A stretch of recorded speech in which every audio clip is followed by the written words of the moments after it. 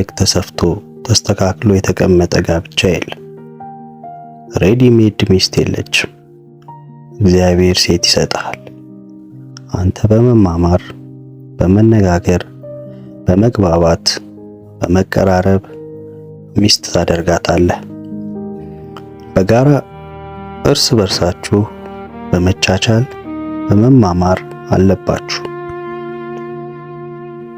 ሁለታችሁም ለመማማርና ለመለወጥ ፍላጎት ያስፈልጋል። አገባህ ማለት ጣጣውን የጨረሰ ጉዳይ ውስጥ ገባህ ማለት አይደለም። ጋብቻ እንደ ዩኒቨርሲቲ ጨርሰህ ተመረቀህ የምትወጣበት ጉዳይ አይደለም። ሁሌ ትምህርት፣ ሁሌ ሆምወርክ አለ።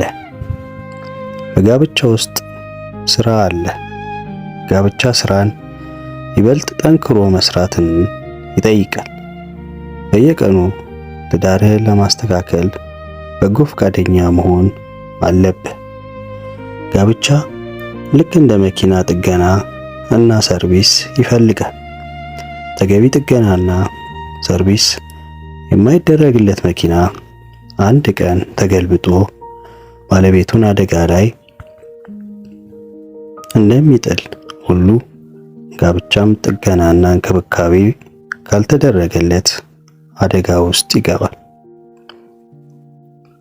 በጋብቻህ ላይ ግድ የለሽ አትሁን። ትጉ ሰራተኛ ሁን። ትዳርህን አንተ ካልተንከባከብክ ማን ይንከባከብ? ችግኝ ተተክሎ እንደማይተው ጋብቻህን ኮትኩተው። አሉባልታ እና ጥርጣሬን፣ አረሞችን ከቤትህ ነቅለህ አጥፋ።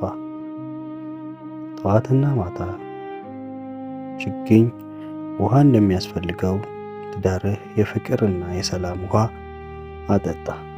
ለትዳራችሁ አንድ ላይ በጋራ ጸልዩ።